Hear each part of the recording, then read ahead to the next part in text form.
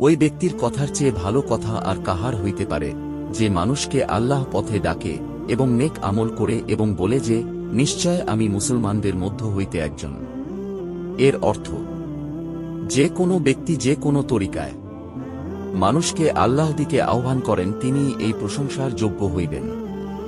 যেমন নবীগণ মোজেজা দ্বারা, ওলামাগণ দলিল প্রমাণের দ্বারা, মুজাহেদগণ তরবারি দ্বারা ও মুয়াজ্জেনগণ আজানের দ্বারা, এইভাবে যে কেহ যে কোনো পদ্ধতিতে মানব সমাজকে সৎকাজের দিকে ডাকে, চাই বাহ্যিক আমলের দিকে আহ্বান করুক বা বাতেনি আমলের দিকে আহ্বান করুক, যেমন শরীয়তের পীর সাহেবান ও সুফিয়ায়ে কেরাম ডাকিয়া থাকেন, সেই উক্ত সুসংবাদের যোগ্য।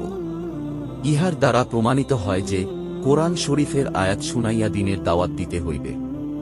মোমেনদের বেলায় উহা তো সুস্পষ্ট, কাফেরদের পক্ষেও উহা উপকারী, কেননা আয়াতের বরকতে ইনশাআল্লাহ অচিরেই তাহারা মোমেনদের দলভুক্ত হইয়া যাইবে।